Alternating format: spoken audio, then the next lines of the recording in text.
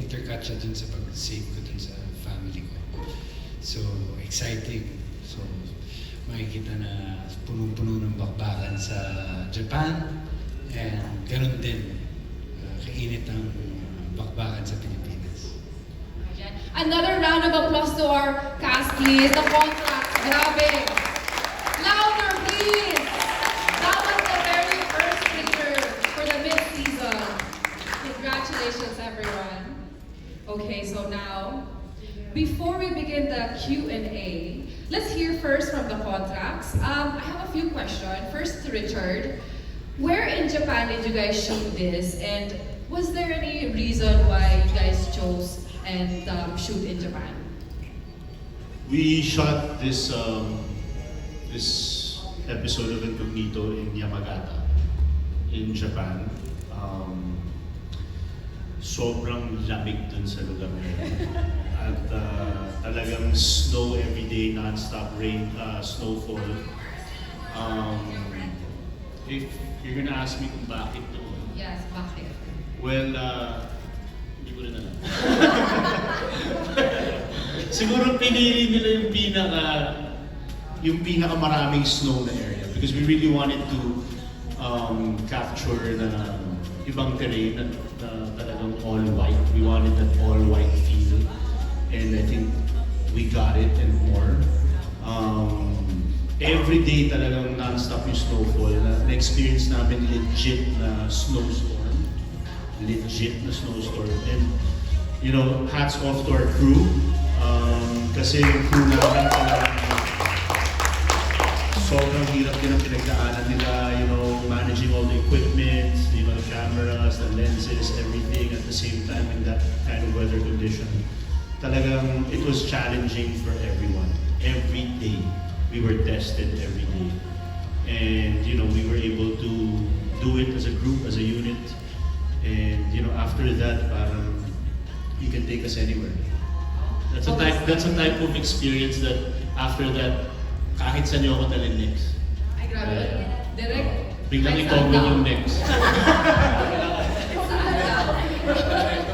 Daniel, may question din ako. How was your experience shooting in Japan? Especially the fight scenes.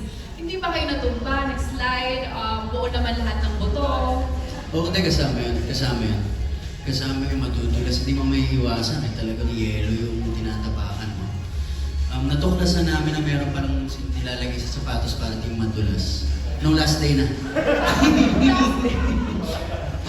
Di ba natin? Pero okay lang. Kasama yun kahit sa... Di ba, pag tuloy-tuloy yung aksyon, kahit madulas ka, tuloy-tuloy pa rin. Kasama, kahit sa totoong buhay, nangyayari yun. Okay lang. Dahil yun ang nagpapatotoo dun sa aksyon. Right. Okay, thank you. Thank you, guys. So, we're still waiting for Sir Ian, and this is for Sir Jay. Nasa Skyway na po ba? Yes. Lumilipad na po. Sakto, solo yung interview niyo sa kanila. Yung si contractor dumarating pagkatapos. Malapit na po si contractor. Lumilipad na po siya. Okay, this question, let's start the Q&A, guys. This question is for Sir Jay. Sa tinatakbo ng kwento ngayon, side missions ang ginagawa ng grupo. Pagdating ba ng mid-season, makikilala na ba namin si Elcano? And can you give us a little bit of a tease sa abangan ng viewers? As we've seen in the episodes, in the teaser na pinakita ngayon, somehow related yung Japan mission contract dun sa plot namin ng Elcano. Somehow nakikita na din naman natin ng kaunti na babanggit-banggit na yung Elcano sa kwento. But I wouldn't want to give too much away about the plot of Elcano because that plot is going to affect the lives of everyone. So sobrang malaking kwento siya. So siguro as a teaser talagang sobrang important dun sa buong journey ng lahat ng buong team. So abangan, kahit konti lang po, konting little hint. Ayoko talagang magbigay kasi maraming masasagot yung plot na yun sa pinagdadaanan nilang lahat. Okay po, Sir Jay, thank you so much. And then this is for Richard again. What were some of the biggest challenges you faced while shooting an action sequence in Japan, especially winter? How did the Incognito team adapt to it?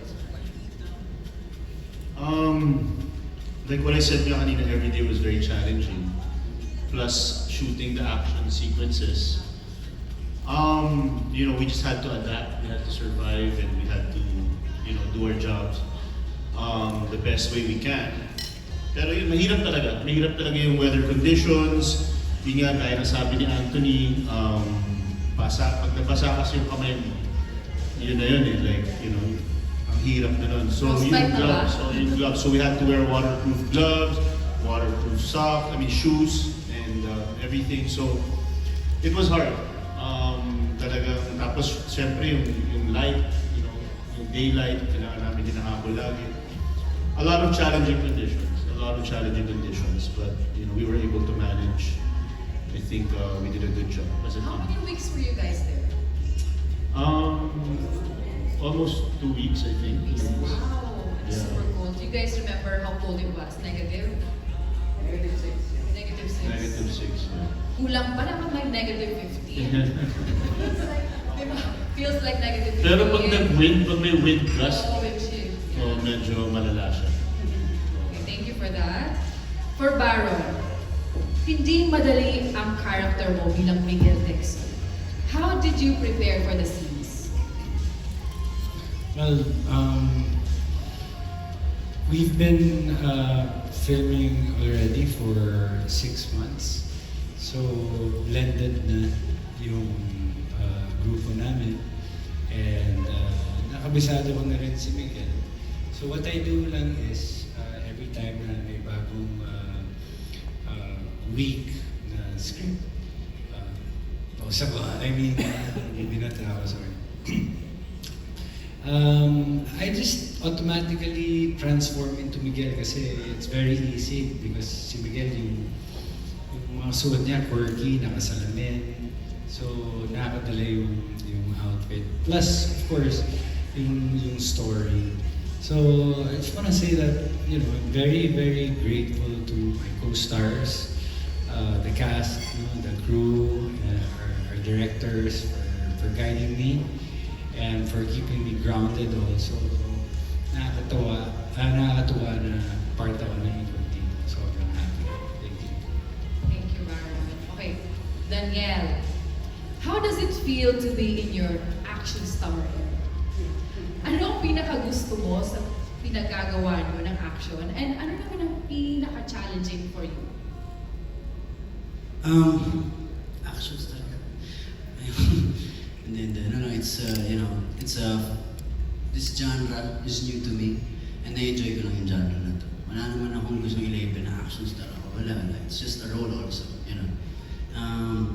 nagustuhan ko tong genre na to dahil ang dami ko natututunan sa sarili ko. Nasusubukan ko yung sarili ko. Minsan hindi ko alam na kung kaya ko pa. Sinasagat ko yung sarili ko. Pag nagawa ko yun kaya ko pala yun, alam mo yan, medyo, mas nandun siya nakikilala ko yung sarili ko, and I enjoy it. I enjoy the action, di ba, mas very physical. Nasa dugo mo rin, di ba? Ano masasabi mo doon? Siguro sinanay ako ng nanay ko sa action, bata ako. Sinanay niya akong umilag. Hindi ko daw hindi. Siguro sa tulong din ng director namin, ito ng mga kasamahan ko rito, sila Chard, at siyempre sa gabay din ng mga magulang ko at ng mga uncle ko, natututo ng konti. Thank you, Daniel. Okay, Anthony, my question is, sa dami na ng pinagdaanan nyo ng cast, sa iba't ibang mission ninyo, ano yung pinaka-memorable for you? Memorable. Marami kasi parang halos lahat naman kasi memorable for me. Pero siguro yung hindi kasi sa Japan wala si Kuya Bars So Italy for me siguro. Kasi kami pinaka-complete. Ito ako. Okay na ako?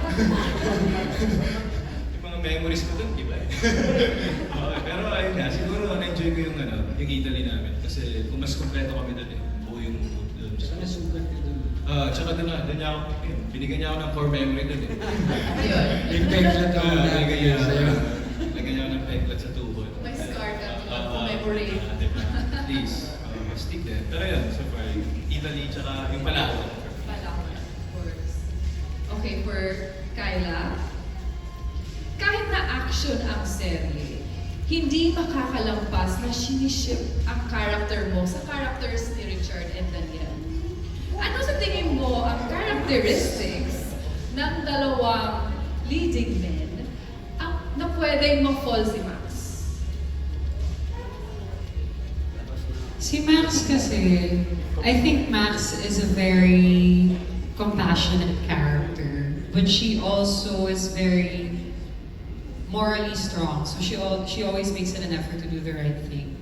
And I feel like, so ano siya, parang perfect balance siya ng heart and head. So I feel like, si JB kasi mas siya yung logical, and he also is the one that leads the team pag wala si contractor. So I feel like that's something similar that Max has with JB. And si Andres naman, yung decisions niya are motivated by emotions. And very compassionate din ang character ni Andres. So I feel like yun din ang similarity ni Max kay Andres. So I feel like if I were to think about those things that they have in common, siguro yun yung magpo-form ng mas strong na bond with Max and JB or Max and Andres. Actually, marami nanonood na young girls and actually really love your character. Do you have anything to give advice to the young girls who aspire to be a Max someday? Huwag sila magpabangs. Other than magpabangs. Aside from the back, Other than that, kasi, you know what? One thing that I'm really proud of also here in Cognito is both Gab and Max's characters are very strong and empowered women, are very independent, na talagang makikita mo throughout the show that they're equally as skilled as the male characters. And that's something that I really, really am happy about. So I feel like, hopefully, I hope, diba, seeing Max and Gab's characters, I hope, inspires young girls to have that same, or to feel empowered and to be inspired, to be independent and to be go-getters and to go for what you want and to have that fearlessness about Max and Gab. So siguro yun lang. I feel like it's about being fearless as well, being brave, and owning and embracing that independence. Thank you for that wonderful answer. Okay, my next is for another lady, the contracts, Maris. Every time you have a scene with Joel Torre, sobrang nagtitrending because the netizens are really happy of your Ilonggo accent. Kahit Bisaya ka, di ba? You're from Davao. How was it doing a scene with Joel and preparing for some Hiligaynon dialects? Was it hard for you? You know what, I remember that day, when shooting teleseries, you get so many surprises first thing in the morning, you know? So, going to the set, I was already very nervous, you know? I'm gonna do scenes with Sir Joel Torre, who I look up to also sa acting. And then, nasa set kaming dalawa, nasa standby area. And then biglang pumasok si Direk.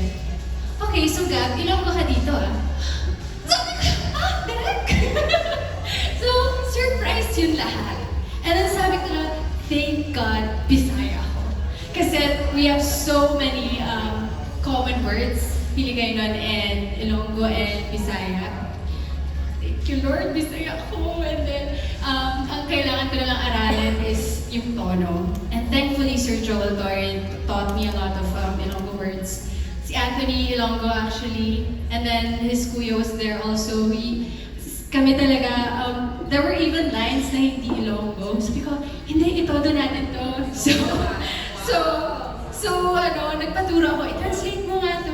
Ganyan. So, example, in Bisaya and then in Ilonggo. Ano man, like Bisaya. Bisaya po ka, diba? Bisaya mo po. Invite rin mo ang mga audience in Ilonggo. Tipuga, Hindi mo na marunong mag-Ilonggo, tono lang Pero, sa mga kapamilya dyan, Tagalog mo na lang but with the Ilonggo accent. kapamilya, hindi man ako panoorin niyo yung YouTube nito kasi marami pa kaming away dun Sir Joel Voltore, pero mahal ko talaga yung tao na yun, kahit masama siya. I mean, yung